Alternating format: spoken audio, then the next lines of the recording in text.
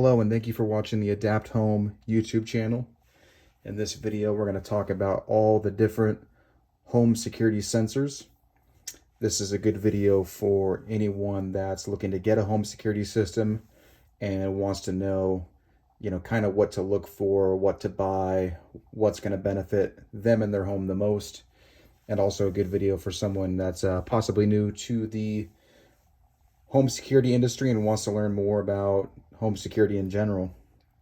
So gonna go over all these different kind of sensors, what they do and how they can benefit you.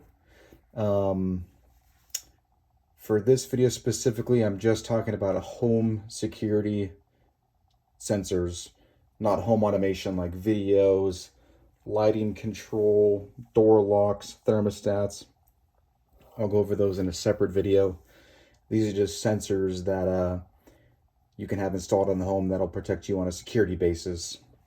And then just obviously one thing to note, every home security system obviously would sync into the keypad or the panel.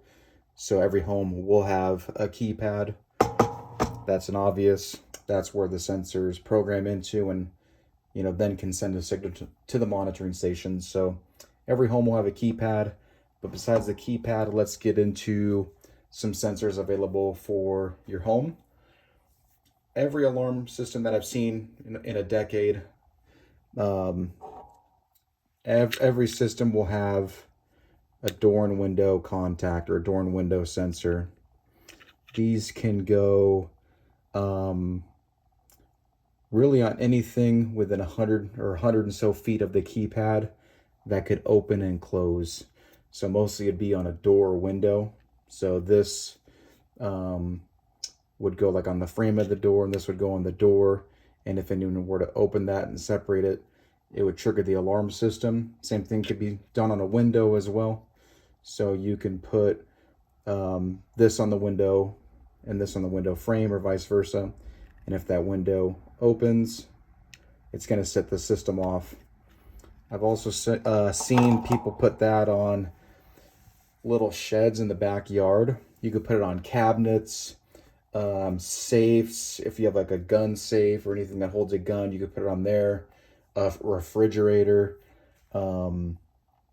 cabinets, sheds, garages, windows, doors. I mean, anything that needs to open, or anything that opens and closes, you can put those contacts on there, and if they separate, it'll let the alarm system know. Here we have a glass break sensor. Pretty self-explanatory. You'd install this like somewhere in a hallway or ceiling, or even just, I've had people set it on a counter or up on a counter. But more than likely it'll be installed on a ceiling, and if any glass is broken in a nearby radius, it's going to set the alarm system off. So it covers a pretty wide distance. I don't know the exact range, but if glass is broken, it's going to be loud. If it's anywhere, let's just say within 50 feet or somewhere in that range, this is going to hear it, and this is going to set the system off. This is good because obviously, let's say you have these contacts on a door or a window, but if nobody opens the door or window, they just break the glass and walk right in through where the broken glass plane is. The door and window sensor never got set off because it never was opened. So good idea to have a glass break sensor. If any glass is broken in the home, that's going to set it off, set the system off. Here you have a motion detector. Once again, pretty self-explanatory. It's going to detect motion, usually about like 40 pounds and above. There's different settings on here. You can set it. It's locked now, but there's different settings to where you can change the degree of motion for a lot of motion sensors. This you can turn on and off. So if you're home all the time, you can turn that off to where if you walk by it, it's not going to set the alarm off. And then obviously if you're gone, you can turn that on. So if anyone were to walk past that sensor, it's going to set the alarm off. So not good for someone that has animals walking through the house all the time, or not good to set it if you're up all the time walking around. But if you're gone and there's no large animals in the home, a motion sensor is a must, really. Anyone that doesn't have animals usually will get a motion sensor. Or even if you leave the home and you have animals in a certain room or in a crate, you can still have these as well, or put them in certain parts of the home where there's not going to be a lot of motion. Like in a bedroom that's always closed. You know, if someone were to break in, they go into that bedroom, it's going to go off. Usually people have these in a corner of like a hallway, a central point of the home, because if someone breaks in the home, they're obviously going to need to walk through the hallway to get to the other rooms, and the motion detector being in a central point like that is going to detect them and set the system off. So really powerful device. A lot of people have motion sensors. Here you have a key fob, works within about 100 feet of the keypad. Makes it easier to arm the system away and stay, disarm it. Just like your car remote, having one of these handy makes it easy for you to, just really 3 buttons you need to focus on. I'll make another video more specifically on that, but 3 buttons to focus on, really easy to turn the system on and off.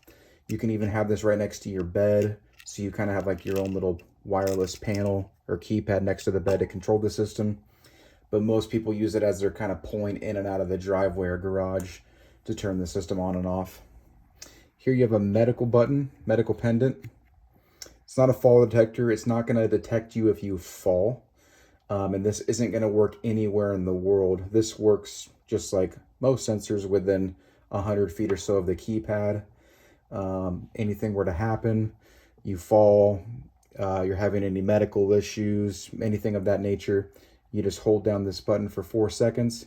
It's going to trigger the alarm. They're going to be trying to communicate to you through the keypad. They're going to be calling you. You can wear it on a necklace or a wrist. And yeah, that's a medical pendant. Super helpful for anyone that has any medical issues or trouble getting around the home. And if something ever were to happen, you just hold that button for a couple seconds. You can get the help you need. This sensor is called a firefighter. These are great devices for anyone that already has fire alarms in the home or carbon monoxide detectors. You can install this firefighter next to a smoke alarm, fire alarm, or carbon monoxide alarm that you already have in the home. If those go off, this will detect the frequency from those sensors and route it to the keypad, so your current fire or carbon monoxide alarm are monitored. Because normally your current fire or carbon monoxide alarm, they'll go off, but they're not going to let the system know. This will route those signals to the keypad and give you monitored fire or carbon protection. These sensors aren't too common. I haven't really run across too many of them, except for people like that have some pumps or have like cabin homes that they're away from for a long time. But this is a flood and temperature detector. So, you know, set it in a basement or next to some pipes. If this sensor detects water, a certain amount of water, it's going to set the system off and let you know. And also, if the temperature increases more than 95 degrees for 3 minutes or below 41 degrees for 3 minutes, the detector will let you know as well. An example, I've heard of people using it. Like I said, they have a cabin or home, or even just a home they leave for the summer. They don't want the home to get below a certain temperature because it could freeze, pipes and certain things and damage the property. So they have this in the home in case the house gets too cold. They could be notified and something could be done. Or once again, if there's like a flood or a pipe burst in the basement or something goes wrong with that, instead of coming home weeks later to a house that's completely flooded, this will notify the alarm and you to come or get someone there to take care of that water mess. This is a secondary keypad. So we talked about the main keypad being the brain of the system. If you have like a large house or a long house, or want to come have the keypad in the home, but maybe you go to the garage a lot, you park your car there, or you don't want to run all the way to the panel from the other side of the home or from the garage where you park your car, or you want to be able to arm the system next to your bed. This is a secondary keypad, and you can arm the system and disarm it without having to go to the main keypad or panel. So once again, a lot of people that have a longer house, they'll have this next to the bed so they can arm it from their bed. Or if they have two sides of the home they enter on, maybe they would have the keypad next to the entrance of the home they mainly enter through, but then also they have this on the other side of the house for if they enter in on that side, they can use this keypad without having to run all the way to the other side of the home to use the other keypad. So if you have a big home or have trouble getting around or have multiple entrances or multiple floors, this secondary keypad could be very helpful. Here we have a monitored carbon monoxide detector. I'm sure you have your own carbon monoxide detector. You can buy them, but those aren't monitored. They don't send a signal to the alarm panel. So if you have a carbon monoxide detector in the home right now, if you're not home, you're not going to hear that beeping. No one's going to be notified unless someone can hear it, like through the window, a neighbor or something. If there's carbon monoxide detected in the home, whether you're home or not, this is going to let the alarm system know, and you, and potentially the fire department as well, if you need.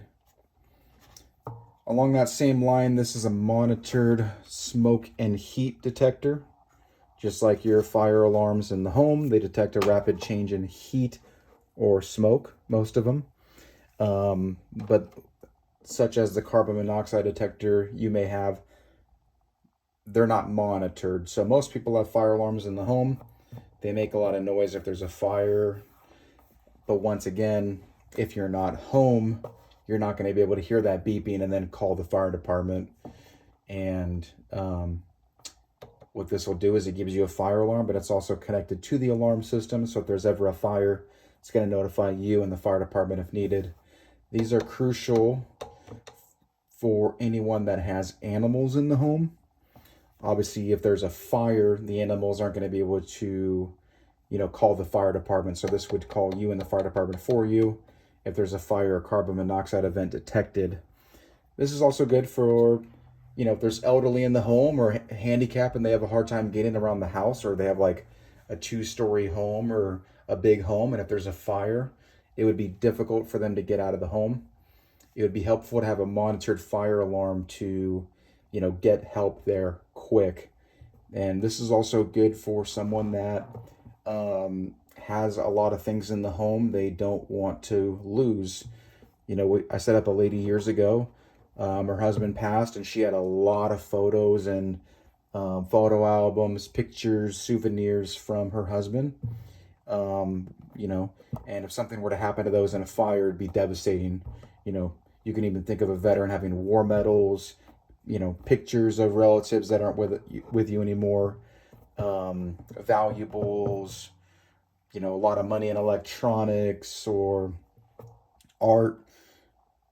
If there's a fire and you're not home, you're going to want to have monitored fire protection to get you or the fire department there quickly to take care of it. So I harped on that quite a bit. Like I said, lots of sensors to choose from. You can obviously contact one of us. We could take a look at your home and help guide you to see what fits you and your situation the best.